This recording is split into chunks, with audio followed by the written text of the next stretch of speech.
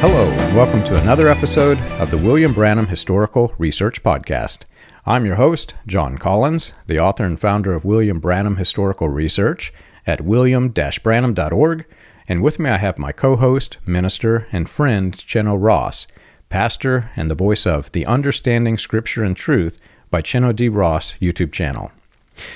Chino, it's good to be back and to talk all things Hobart Freeman and Branhamism and latter rainism.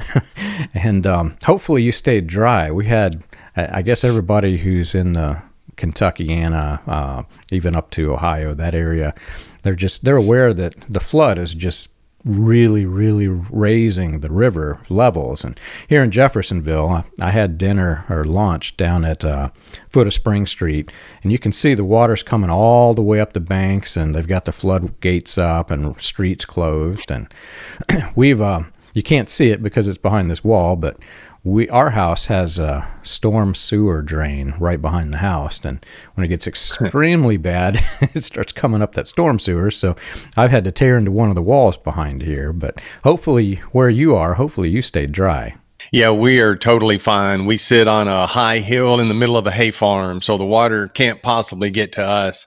I've never wanted to live on a creek or a stream or a river because of this very point. Even though the houses, when you get to live on a creek or a river, it's wonderful, for 20 years at a time until one of these historic floods come. And we definitely have. Here in Frankfort, where I live, in the capital of Kentucky, it is historic flood levels for the Kentucky River. I'm also, as you know, a fishing guide, a professional fishing guide, John. So I'm always looking at the falls of the Ohio and what the lower gauge is reading down there on the Ohio River, because I do a lot of guiding and fishing down there, and I see it's just, completely out of control. But yesterday we went downtown Frankfort to help some friends of my wife's, and I saw a guy leaving his house in a boat. That's how far all of these houses were underwater. He was in a little small John boat, and here he comes up the road until the water ends and the asphalt begins, and he had that little John boat loaded down with cardboard boxes. So I and another person went over there to get the boxes out of the boat and put them in the back seat of his truck. And the boxes were heavy. So, and they weren't taped shut. So I peeked inside and they were full of bourbon. So I said, you guys definitely prioritize, don't you? When it comes time to evacuate, you prioritize. They were all full of bourbon. But no, we're fine here. I saw a guy prioritize when I was in, I was working in downtown Louisville, and I had stopped at this coffee shop, and they had it set up where you could sit inside or outside, and I was sitting outside. I watched this hippie guy wearing some really ragged blue jeans come up on a skateboard. So he came towards me. Is the reason I noticed him. He came towards me on the street, on the street facing me, and he gets all the way to where I'm sitting, and then he goes over about half a block, and then he sits right there on the curb. So he's sitting there, no shirt on, right in the middle of downtown. And I thought, okay, he's either drunk or he's, something's going on. So I sat there and I'm sipping my coffee. I'm working on my computer, watching him. And pretty soon I watched this Budweiser truck drove up right next to him. And he sat there and he watched the Budweiser guy come and open the back of the truck, got his cart, and he put stacks of beer on the cart and started wheeling it into the building. Well, before I could stop it, before the guy could stop it, this guy took his skateboard and he had a stack of beer as tall as him, put it on the skateboard, and just headed down the road. So he was hauling it too, but his way of doing it probably wasn't as upright and as honest as what you're talking about. But yeah, he really had a setup there, didn't he? It was quite a sight to see. It was unbelievable. And the Budweiser guy, just chased him down the road. It was like a scene from a comic book or a cartoon, in the newspapers. But talking about the flood, so it kind of ties into what we are talking about today. We're talking about the hard times that really made Hobart Freeman, William Branham, some of the others. I was having a similar conversation last week, I guess it was, about some of the IHOP KC people. They like a good sob story. And William Branham's sob story, interestingly, tied to the flood stage in 1937.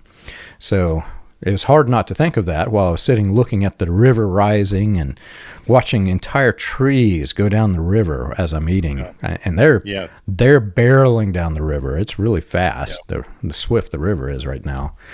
But Branham got a lot of mileage out of it. And historically, I wanted to know, as I'm examining my faith, what parts of it are true and what parts are not. Because historically, you can go back and you can line up through a chronological timeline. You can line up the things that he said compared to history and see what is what. Well, I found that I had to separate the truth from the fiction because there were large parts of his sob story that were true. They definitely happened, and it was easy to see that they happened. But at the same time, we're talking about a flood that decimated this area. Louisville, Kentucky, Jeffersonville, Indiana, just completely, almost, Jeffersonville was almost wiped off the map at that point. So it wasn't just his sob story, it was everybody's sob story. And that was the 1937 flood. That was the 1937 flood. And if you go on the Ohio River, I've taken a few videos of this, but they've got the high water mark of the 1937 flood on one of the, I guess it's a lighthouse or something over there. It's on the river. But, you know, he got a lot of mileage out of that. But historically, I started to compare what he said because it was also tied to his divine, he called it his divine commission. This was part of why he became who he was and why he's the fabulous cult leader, right? So I started categorizing, well, what parts were true and what parts were fiction. Yeah. And I came to learn that, yes, there were a large part of what he said was true, and it really did happen. Some of it affected him. But a larger part wasn't true, didn't happen as he said, and there were a lot of conflicts in the way that he said it. He might tell it one way to one audience and a different way to another audience. And that became the mythology. And the real sad part about this is these guys, like Branham, like Freeman, they love to create the mythology because for some reason, people have itching ears to hear the mythology part. And they focus on it rather than on the Bible. So it's a huge distraction for these listeners and these audiences that do this. They almost, some of them, they come because they claim they believe in Christ, they're Christian, but they have become so distracted by the mythology that no longer is what they're being taught Christianity. It's Christianity plus this mythology. And sad to say, but it distracts people from the Bible and learning what is the truth. And I think this goes a long way to prove a point that I have often said and strongly believe, John, and that is that people do need to know their minister. They need to know that person that is talking to them. And normally, you know, it's a pastor. You need to know something about your pastor. You know, I've been a little critical of the ministers who spend too much time talking about themselves. I just think you have to find that happy balance.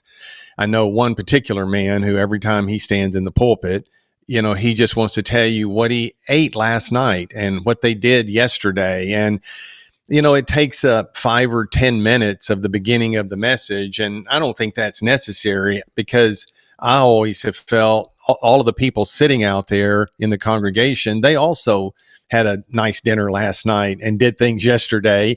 And they don't really care about your life. You know, they care about what they did. So I don't think that's what we need to know, but we do need to know some of the background to the people teaching us. And it can't happen in these, you know, huge mega churches because you don't ever really get to know that person. I mean, he can tell stories, but if you don't really know him and he doesn't spend time with you, you don't know the validity of any of that. I think I have mentioned before one of Freeman's early followers who actually goes back to the church in the house in Claypool. This was before the barn, before Jerry Irvin's garage. They met in Hobart Freeman's house in Claypool, Indiana, the house under the water tower, a church in the home.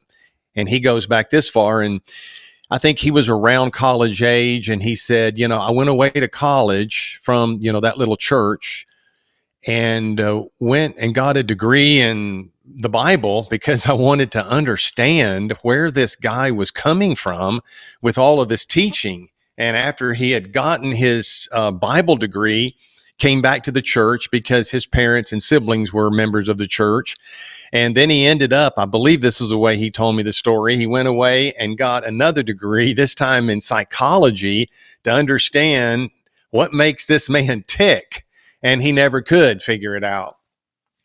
But my point in saying that is we do need to know the people over us and who even attends a church, John, who even shows up at a church with that being one of their early thoughts. I know I didn't when I was a teenager.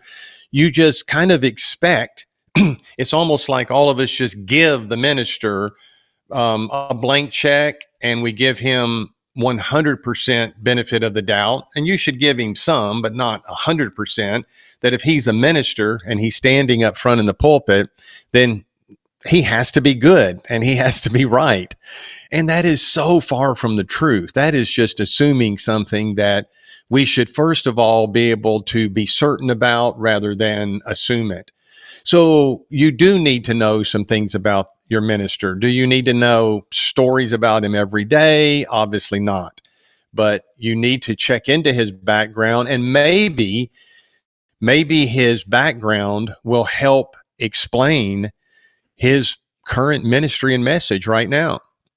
So last time you and I were talking about Hobart's wealth and health gospel, he came from a real poor childhood and background.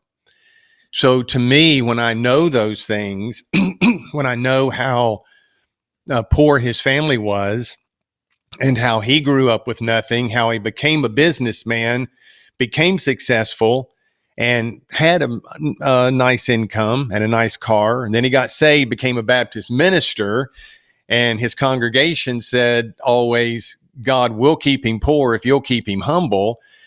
And then he comes into the Word of Faith movement that is teaching this wealth and health gospel. It makes sense to me how deeply and quickly he gravitated toward a prosperity gospel, where if you already came from a well-established family with education, with income, with a middle-class house and middle-class car and all of that, then hearing these things about prosperity wouldn't ring so loudly in your ears. I just don't think that they would.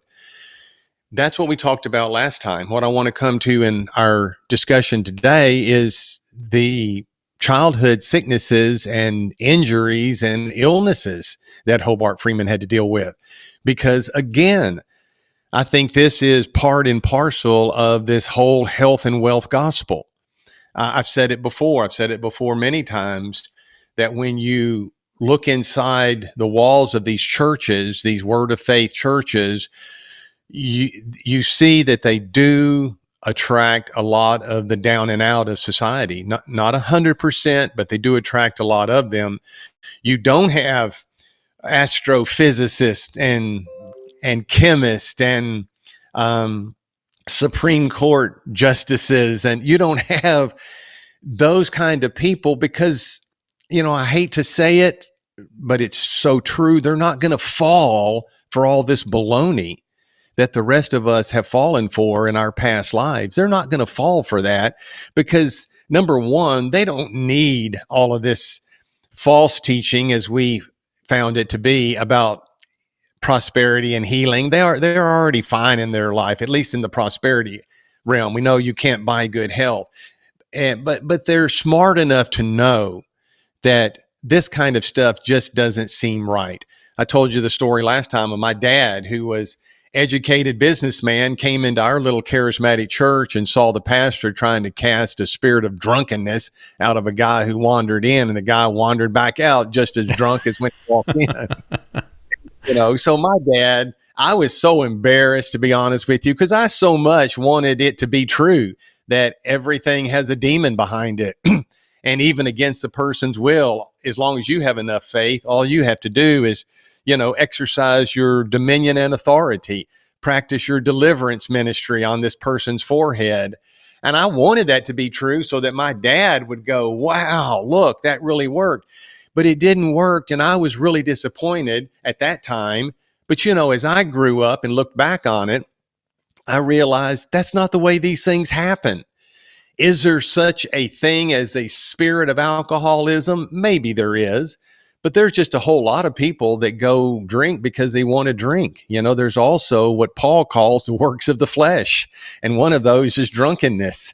And he doesn't say anything about it's a spirit that caused it. He said it's a flesh that caused it. It's your fallen nature that caused it. And you can lay hands on that person from now until doomsday, and they're not going to be delivered from any demon because they don't have a demon. They have works of the flesh and they simply aren't dealing with it.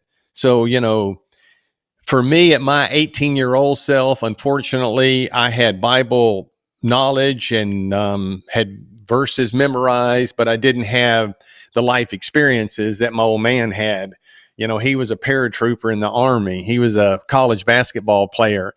And, this guy laying hands on a stranger and casting out a spirit of alcoholism. My dad was like, I'll believe that when I see it. And he didn't see it, so he didn't believe it.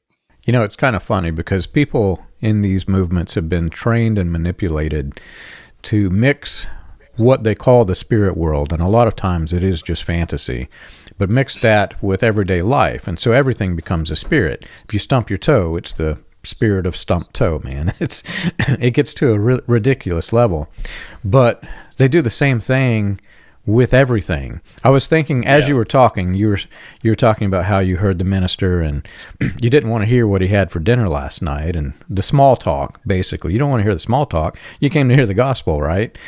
Yes. And I was just thinking there will be listeners who are listening to us who would say in the comment feeds, did you not just have small talk before you introduced this podcast? But see, the difference is you're going to hear a sermon and you're going to hear about Jesus. You're not coming to hear about the minister.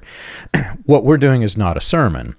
But I have had people do the same thing with me on other podcasts. They want to think of everything as either it's a sermon or it's a battle of the spirits. And so they see me as this, if you're in the cults, you see me as this enemy spirit who's attacking you. So I too get the spirit label. For the audience who can't see, Chino's holding up his fingers in the sign of a cross to keep the evil John away from his soul, But, it really turns into a problem because, like I said, with the mythologies, now you enter into the fantasy world where you're manipulating people to create their own mythologies. The cult leader has one. Why don't I have one too? And I had the conversation with another guy, and we were talking about there was a game when I was a kid, Dungeons and Dragons. It becomes like a game of Dungeons and Dragons, but it's for adults when you go to these churches. I'm fine with a little small talk. I'm definitely in a minister's sermon. I just think you got to find the balance. I do want to know something. I want to know a lot about him, but I need to find that out in my personal interaction with him, not just from his sermon. Because to your point, very much, John, the reason that people go to church, the reason they should, is to hear the gospel or to hear God's word taught and explained to them. Then we can hang around afterwards, and I would love to. That's my point. I would like to get to know the minister. I think that one benefit of all of this stuff out there now in YouTube world, with all of these ministers that have fallen, people have finally begun to become a little more cautious and far less gullible. Just because it's the church on the corner of Pine and Broad Street and there's a minister up there, you have no idea who that man is, his character, his background, or anything. You need to go in with your eyes wide open and with a willing heart, but with a guarded mind. And you just have to do that. And it doesn't matter who the minister is. I'm not offended at all when someone approaches me that way. I'm willing to listen to you, but I have my guard up or something. Well, you should, because if you don't know me, that's a reasonable way to go in to any kind of religious setting or service. And a big service has been done by the fall, I think, of all of these charismatic as well as non-charismatic ministers. and it's opened people's eyes to the fact, wow, some of these guys have been in the pulpit long term. And look at this history of misbehavior in their background that is now being exposed. Why did I sit here this whole time? Well, I think the problem is people sit with an uncritical attitude, and you need to go in with a critical mindset to discern what's being said. So there just needs to be a balance. I don't want to hear everything about your daily life, minister. I do want to know some big things about you, who you are, what's your education, where were you trained, what's your background, what's your marital status, what's your criminal record status? Yes, I would like to know all of those things. And we as people deserve to know all of those things. Anybody who sits in any of my meetings deserves to know every bit of that. And for ministers to say, oh, no, I don't want to share that. Well, it's going to come out. If the bad stuff is there, as we know, it's going to come out. So if we can go further down our line, let's look at a little bit in the background of Hobart Freeman concerning his childhood. We saw that he was poor, and I think that led to, this overemphasis on a prosperity message. Then if we look at his childhood sicknesses and injuries and problems he had growing up, then again, I think what I can see as I got to know Hobart by listening to these stories from his early messages is that he preached a whole lot out of his own background and need rather than what the scriptures actually say. So if you had a minister come on the scene who comes from a normal, stable background, the parents were normal and stable, and so they had enough money. Nobody's poor in the family. They were taught, just general personal responsibility in life. They graduated from high school or college or whatever. They have a normal amount of education. They have a normal approach to life. They have a normal health history. If we could find some normalcy in this, John, we would probably find a minister who has a much better chance of himself being normal and being able to deliver a normal message. But if you come to the pulpit and your background is a lifelong background of sicknesses and illnesses and injuries, then when you come into the word of faith message, which Hobart did in the summer of 1966 in Dallas, Texas, and you're hearing people like Gordon Lindsay and like Kenneth Hagin teaching prosperity and teaching healing, you're going to gravitate to that right away. So, for instance, in Hobart's life, if you listen to the messages, which I have, you pick up, even though he doesn't harp on them like he does certain other stories, you do pick up, you hear things where, on occasion he had these different health setbacks earlier in life.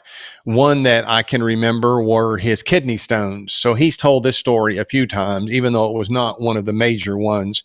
But in the late 1950s, so this is prior to his conversion to Christianity in 1952, he was experiencing, he said, 2 solid years of pain in his abdomen or over on one of his sides. And he found out, that's way back in early medical science days for him. He found out that it was kidney stones. And he said, they cut me half in two. And he said, I have the scars to prove it from one side all the way to the other side.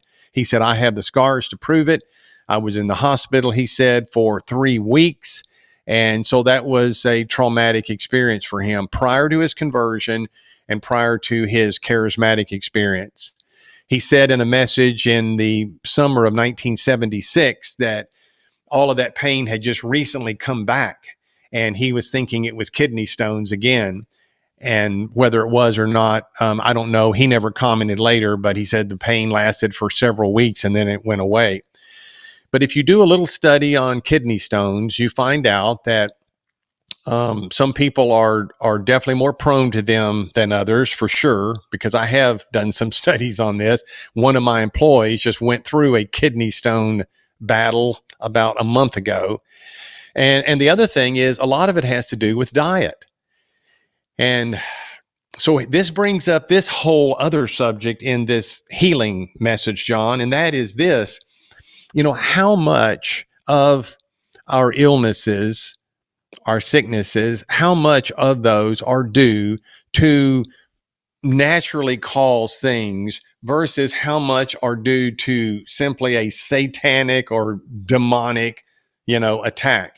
In these Word of Faith services, in their services, everything is demonic, everything is satanic.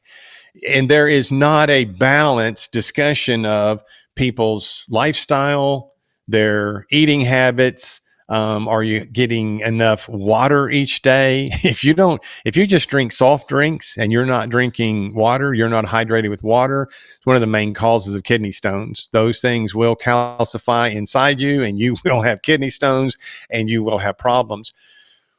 I don't ever remember Dr. Freeman teaching any kind of balanced series or messages on emphasizing the need for a good, healthy diet. He would always just super spiritualize everything and say, as long as you pray over your food, everything is fine. That's not balanced, and that is definitely not biblical. When we look at the health crisis that we have in the United States today, just look at the absolute overwhelming of the healthcare industry. And a lot of that has to do with American diet. You go to other countries, they don't have the same cardiovascular diseases we have. They don't have the obesity. We didn't have the obesity we have in our country now when I was a child, because you did not have McDonald's on every corner. You just didn't have it. You can't stop progress. I mean, that's what's happened in society today. You can't go back on that. But what I'm saying is, as a Christian, you have to take normal, responsible, personal measures to safeguard and protect yourself. And it's in every area. It's in every area of our health. And so Hobart he never dealt with that. Everything was treated as an attack from Satan. Didn't have anything to do with your diet. Didn't have anything to do with your hydration. Didn't have anything to do with your exercise routine. I feel sorry for people who have a desk job their whole life because, if you do, you do. That's your job. So you have to make extra effort that people in the olden days didn't, because it was an agrarian society. You worked hard every day, no matter what your job was. So you didn't have to go to the gym. You didn't have to worry about exercise. All of these things, I'm simply saying, are now needed, and they're new because of how society has evolved. And Hobart's teachings definitely did not stay up with that. But if I could give one really good location, and I'm not even going to ask for you to play this, John. I'm just going to give this to people, and then I'm going to relay what Hobart said here. But if you will remember, this series that he taught entitled Exhortations from Exodus, that was the last main series he was teaching in the summer and the fall of 1984 before he passed away in December of that year. And he only got through 9 or 10 or 11 messages, Exhortations from Exodus. And on the second message in that series, entitled Children of Providence, beginning at the 28-minute mark, if people want to go find that message, you can listen or you can hear, and I'm going to relay what he says. But what he's starting to do at that point, he's using Moses' deliverance from the river in Egypt by the daughter of Pharaoh, that providential protection that God gave Moses, where, all of the male children under a certain age had been ordered to be killed by Pharaoh, and Moses' mother did not want to see him die, put him in a little basket of bulrushes and put him out in the river. And it just so happened that Pharaoh's daughter found Moses. This was a providential hand of God on Moses' life to preserve him. So with that being the background, what Hobart is going to do, which is really, really interesting. He sees himself as a new Moses, and he sees the hand of God's providence on his life. Now, to be fair to Hobart, he does say around this 28-minute mark, he does say to everyone there, I'm sure that all of you have seen the hand of God earlier in your life preserve or protect you when you could have been killed or seriously injured, and God protected or preserved you. He does say that to everyone, but as Hobart was very prone to do, he really wanted to focus upon himself. And he wanted to show how he and his early providential protection under the hand of God is like a modern day Moses. And so he gives these statistics, John. He said at 6 months of age, so this would have been in 1920 when Hobart was born, 6 months of age, he said, I had double pneumonia, which is just horrific, which you normally don't survive as a child of an infant of 6 months, and you have pneumonia in both lungs. 10 months later, at 16 months of age, he contracted that dreaded disease before Jonas Salk came along with the polio vaccine of polio. And he was bedfast for months on end with polio. And again, we don't know much about polio today. We don't think about it because there is a vaccine. And in America, you just don't see people contracting polio when they're a child. But as we know from history, that was a dreaded childhood experience for anybody who had polio. And many times you would die from it. Hobart did not die from it. He did recover from it, but he had a severely short right leg. An inch to 2 inch right leg shorter than his left leg. And that was his lot for the rest of his life. That happened at 16 months of age. At 10 years of age, he almost drowned. So he's told this story several times, but in this particular message, he's just hitting the bullet points one after the other. But he was in a swimming pool. He did not know how to swim. He had polio, but he had recovered from that, just had the short leg. And he was out where the chain would go across the swimming pool from the shallow to the deep. And he said he would let go of the chain and go out in the deep, go down to the bottom, and then push off with the good leg on the bottom, come back up and grab the chain. And he said one time he went out further than he realized, pushed off. When he came up and reached, he couldn't find the chain. And he said he was down for the third and final time, going to drown, when a playmate who thought he was out there in the deep end just horsing around came underneath him, picked him up, on this guy's shoulders and shot him up out of the water just to frighten him and scare him. And he said, it pushed me close enough to that chain that I was able to grab it and keep myself from drowning. 13 years of age, he was run over by a factory truck out on the road and crushed his left leg. So he's got the damaged polio right leg, the left leg crushed. He said it was down to the bone, just the skin and muscle and tissue all flayed open. And so he said, I had that to deal with. He's giving you all of the illnesses and injuries from his childhood. And then the big deal was cardiovascular disease. So then the last thing he mentions in this list of illnesses and problems were his heart attacks. And he had had several serious heart attacks. One thing people probably don't realize, although it is on an earlier message, and I could find which one it was, but Hobart was a heavy smoker for 18 years. And I can actually provide the very message that he says that on. I'll look for it here in a minute. But from age 14 to age 32, Hobart was a smoker. That's 18 years. From age 14 to age 32, he smoked. And as we all know, smoking is bad for your lungs and bad for your heart. Of course, Hobart gets converted in 1952. And as I mentioned last time, people want to quote 2 Corinthians 5:17, if any man is in Christ, he's a new creation, and old things are passed away.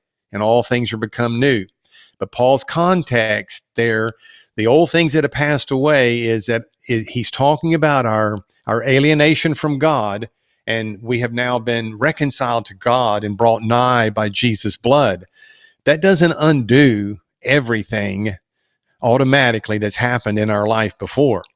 If you were a man who was 5 feet 4 inches tall and always wished you were 6 feet 1 inch tall, conversion to Christianity doesn't change your height at all. It doesn't give you more hair on your head. You won't get to play for the Yankees or for the Lakers, or, you can wish all those old things. My lack of height and athleticism had passed away.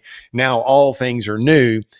That's not the way this works. So my point being, if you have had damage done to your lungs and your heart, yes, it's possible that God can heal you from that in your conversion experience or some later time.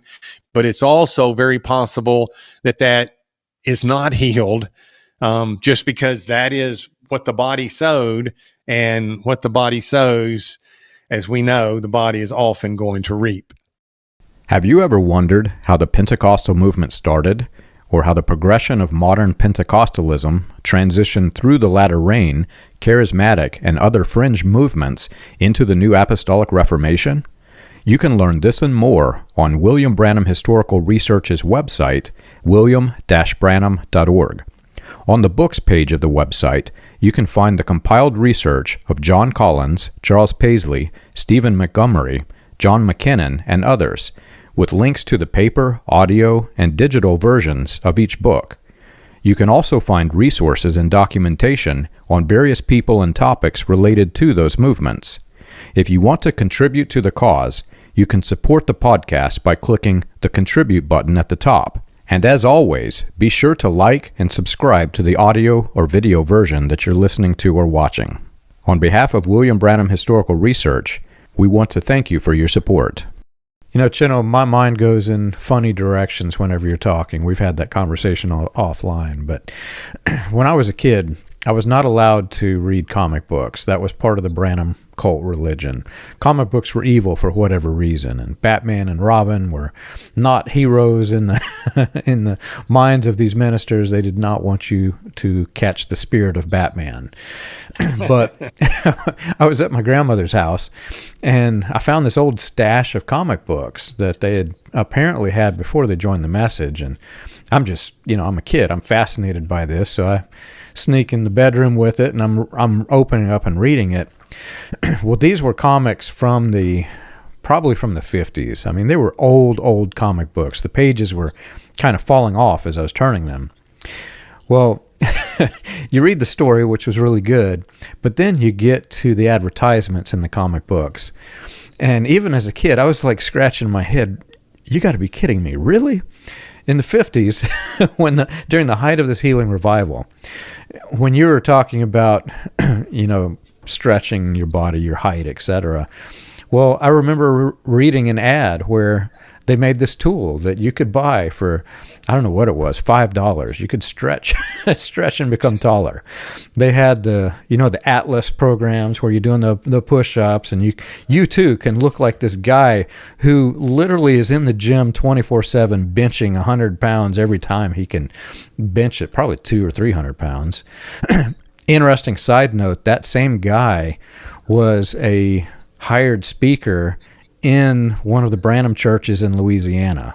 Shreveport. It was Jack Moore's church, the one who was real big in launching latter rain. I found the Atlas program was there. But anyway, they've got all of these different ads in the 50s, and they've got things like x-ray glasses. You too can use your x-ray glasses, and you can see through walls. You've probably seen these, right? Yes, I have. So you read through that, and in today's world, here I am, a kid, and this is probably the late 80s that I'm reading this, and I'm thinking, this is really stupid. Did people really believe this back then? That's me as a kid, right? But there were kids that apparently did believe it, or they wouldn't have advertised it. So then I open up, as an adult, I open up the Voice of Healing magazines and read through the ads in that from the 50s. And, well, here's a boy who, through faith and power with William Branham's message lettering nonsense, can see through a handkerchief tied around his head through his plastic eyeball. And this was apparently a thing. I published this probably 2 or 3 years ago on the YouTube site. I actually got people who were out of this movement who defended this and said, no, that boy, I knew him as a man. He could really see through that plastic eyeball. And the point I'm trying to get at is, whenever all of this was happening and all of these people were trying to really grasp for something, anything that can help them with their healing, they're willing to believe anything because they're in desperation. And in so much that whenever these guys, you mentioned Hobart acting like Moses, well, there were so many people that did this. There were, you've got Dowie, who claimed to be Elijah, and he pointed to the last chapter of Malachi and said, this is me. Charles Parham did the same thing. This is me. Frank Sanford, he's kind of a forgotten name because he really, really was destructive, nearly killed several people, but he also claimed to be Elijah. Then through British Israelism, you had all of the cult leaders claiming to be King David. They were the return of King David in the spirit. And Branham, when he started his ministry, not many people know this because he is recognized as being one of the Elijah prophets. But when he started, he wasn't Elijah. He started out as Moses. And he kept telling the story over and over again. As Moses was given 2 signs, so are you given 2 signs, which was complete fiction, especially because the Bible talks about the 3 signs of Moses, not the 2 signs of Moses. So the whole thing is fiction. But the point I'm trying to make, and back to the why my head went to this comic book, people were willing to believe it. And especially in that era, whenever largely people just didn't use critical thought. They had not been duped enough to realize that people are out there to get them. In today's world, they're not going to fall for most of this stuff. It's just not going to fly. Yes, and I'm glad that they won't, John. Hobart he didn't go as far as some of those other guys did.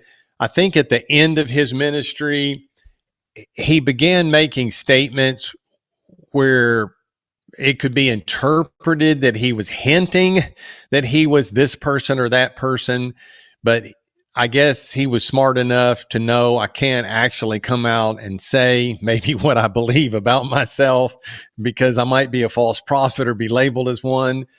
But going back to that message on the children of Providence, not only did he say the things that I just said about his illnesses, but he kept talking about Moses in this sense. So I'll give you even more. He was saying, God preserved Moses from childhood, from infancy, because he had this great plan for Moses' life. And he did. He had a great plan for Moses' life, and he did preserve him from infancy on. Dr. Freeman definitely felt, because he did say this, that he was the only one who had been given the, quote, end time message of faith, unquote, whatever that is. I haven't found that anywhere in the Bible that anybody had the end time message of faith. But he did say that he was the only one who had been given that. So he obviously felt that he was a special and unique person. So he is definitely trying to draw in the people's minds the parallel between himself and Moses, because he would also go on and say, just like Moses was trained in all the wisdom of Egypt. Remember, he was raised in Pharaoh's court, just as he was trained in all the wisdom of Egypt. So I, Hobart Freeman, your minister, was trained in all the denominational ways of the Baptist and all of these denominations. I was trained in there before I left it and became charismatic, so that now I have a response to all of that and can go back and combat it. Because other people would say, well, you went to seminary, why can't we? You have higher training, why can't we go get some education? Oh, you don't need it. I already have it. God has prepared me from all these years back in my youth and childhood and adulthood. He has already prepared me so that I am, I don't know, I'm going to be your Moses. So yes, he most definitely made that comparison. So you've got Hobart walking around, limping around, all these medical conditions, desperately wanting this faith message and healing message that he hears from Kenneth Hagin. He's definitely wanting that to be true, because if that's true, he won't have a short leg anymore. He won't have this heart condition anymore. He won't have to deal with wearing glasses anymore. His hair won't have to thin. We'll talk about that in another podcast where he goes off on Psalm 103. He won't have to deal with the pain of kidney stones anymore. He is desperately wanting this healing message to be true. But in wanting that so badly, he just overemphasized everything, because he was poor and because he was sick as a child. This is what I'm saying, because those were two things he brought along with him, and he couldn't help it. If you're poor and sick as a child, you're simply poor and sick as a child. But because he brought those with him into his Christian experience. And then I believe, because people have asked me, how do you explain Hobart ending up the way that he did? I believe that this helps explain his overemphasis on things. He was a man who was very sick. He just was. And if you came into this a healthy person, you are definitely going to, appreciate the healing teaching and the healing verses, but you're not going to just end up in a quagmire there. You're not just going to camp out there and talk about it over and over again. So I remember in the mid 1970s, if you find messages taught during that period in Hobart's ministry, he must have just talked to someone he knew up in Canada, because he made reference to the fact that this brother, and it might have been Maxwell Wyatt, who was in Toronto, I'm not for sure, but this brother up in Canada has just counted how many promises are in the Bible, and there's 7,487 promises. And you just need to start claiming the promises. Hobart read the Bible like it was, like it was a magic charm, like it was a gimmick book. Like you can really find 7,487 promises, but they're promises about, your washing machine can be healed and your body can be healed and you can drive a new car and you can be prosperous. And, John, there's to show you how strange this kind of approach to the Bible is, this proof text mechanical approach rather than a contextual, organic reading of the Bible. That's not the way Hobart did it. He had an idea in mind, and then he searched the Bible to find texts that would prove that. There is a verse, I think it is in the prophecy of Amos, where Amos said, "This is thus saith the Lord, I will give you cleanness of teeth." Well, Hobart did not believe in going to the dentist, did not believe in any type of medical, practice. All of that was leaning on the arm of the flesh. And I can remember, as I've said, I bought into it wholeheartedly as a 17-year-old. By my early 20s, I'm beginning to have problems with some of it because I was looking for consistency and I was looking for logic and reason. And I thought, well, the arm of the flesh, okay, I can understand the doctor would be leaning to the arm of the flesh, and the dentist would be leaning to the arm of the flesh, and the hospital, okay, and the bank for loaning you money, okay, and the insurance company, okay. Well, what about your HVAC guy? Or what about the car mechanic? Isn't that the arm of the flesh too? Where are you going to draw the line when you can ask for human help and when you cannot ask for human help? I never saw a clean demarcation in Hobart Freeman's theology. And although Hobart never used that verse in the prophecy of Amos, I've heard other people use it. They say, yep, God promised to give me cleanness of teeth, so I don't have to go to the dentist. So I have two responses to that. Number one, open your mouth and let me just look in there. uh, I bet it doesn't work. Number two, do you know what the background? That is a horrible verse to claim. Cleanness of teeth is actually an Old Testament phrase for what he's promising is judgment on the nation of Israel, and you will have so little food to eat, you won't need to clean your teeth. That's the context of the verse. That is the context of the verse. If you don't have anything to eat, you don't need to brush your teeth because there's nothing there. So that's just a test case example of how Hobart Freeman's ministry, he never did that himself, but how his teaching and his ministry would cause people to run to the Bible and find a verse that says what they want it to say and pull it completely out of its context and end up with, hey, I got a Bible verse right in the Old Testament that forbids me going to dentists because God has promised to give me clean teeth. I'm trying not to die laughing because you wouldn't want to be around me if I didn't go to the dentist, man. There's some people, myself included, who really, really need it. So it's unbelievable. But, in the end, the mythologies that they created, the sad part of and the truth of this is that the men and some women who rose to authoritarian control over their sects, they created a mythology that was to the destruction of the people. But in the end, in many cases, it's also to their own destruction. They're literally trapped in prisons that they themselves created. Yeah. And let me just, John, give you the verse. That is in Amos 4 and verse 6, if people want to go look that up. I don't want to leave people hanging. And the other thing I said I would quickly go give you is Hobart being a smoker for 18 years. That is on the tape entitled Perplexing Problems About Prayer. You can start listening at the 9-minute mark and you can hear that story. So anyway, yeah, Hobart's teaching was not Bible teaching. It just was not Bible teaching. It was gimmick teaching.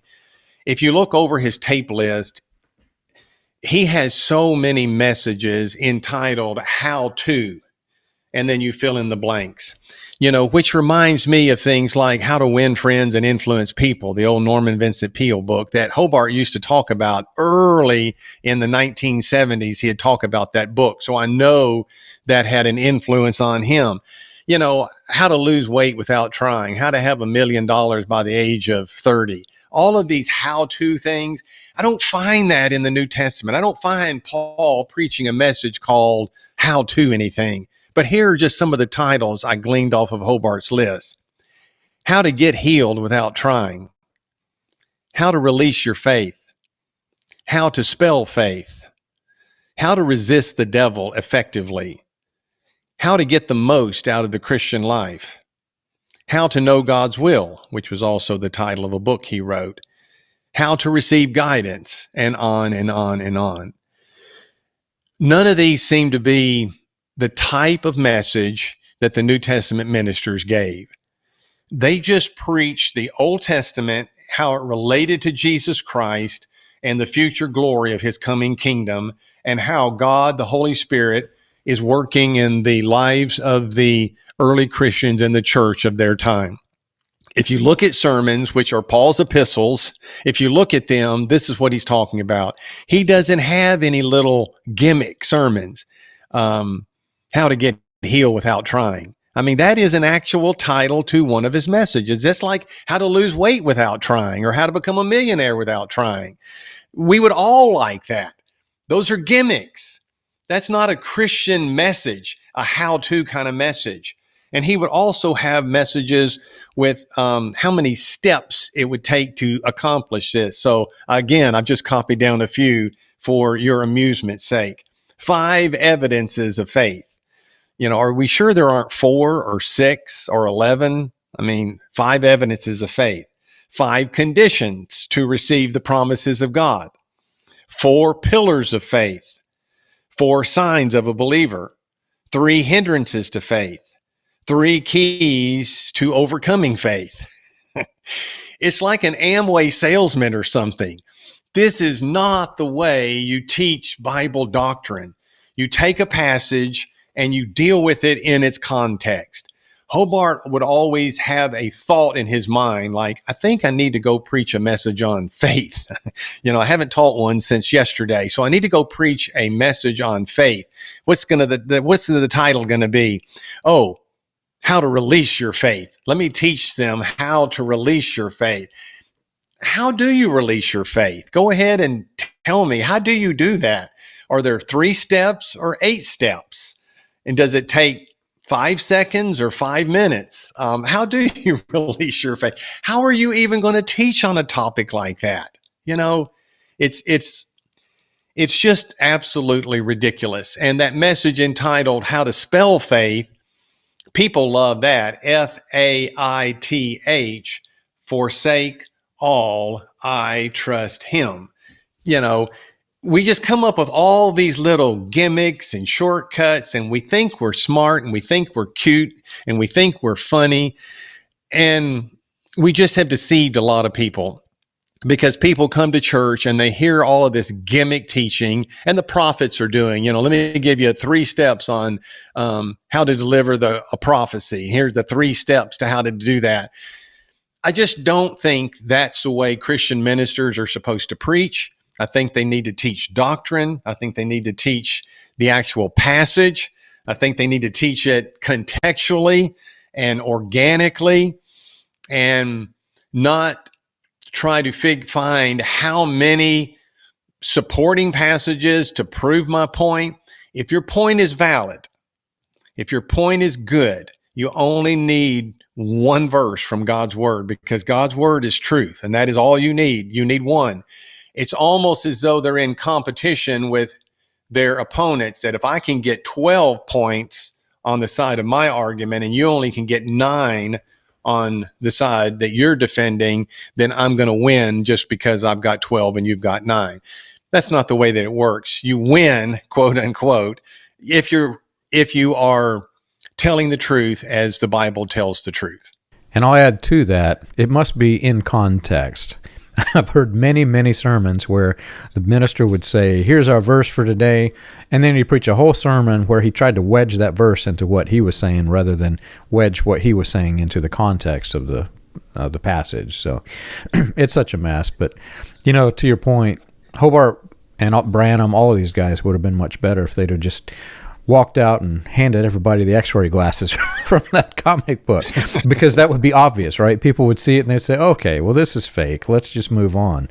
But what they did was so insidious, because they did the same exact thing. It was their version of the x-ray glasses, but they did it in such a way where it sounded halfway scriptural, and people didn't take the extra step to see, well, is this actually biblical? And is this guy trying to pull one over on me? Whether Hobart was legitimately trying to pull the wool over the people's eyes, I don't know. But you have to, at some point, you have to just take a step back and say that, critical thinking could have stopped a whole lot of this. So hopefully through the course of this, we have taught people not to go get the fake religious x-ray glasses of today. Yeah, it's just a big danger also, John, in majoring on the minors. I mean, the Bible does talk about faith and healing, but the Bible talks about the Christian life, the Christian virtue, so much more. Christ's death on the cross is what the gospel is all about. And that's really what we need to be hearing about from ministers. Instead, they major on the minors and minor on the majors, and I always had a problem with that. Absolutely. Well, if you've enjoyed our show and you want more information, you can check us out on the web. You can find us at william-branham.org. For more about the dark side of the New Apostolic Reformation, you can read Weaponized Religion, From Christian Identity to the NAR, available on Amazon, Kindle, and Audible.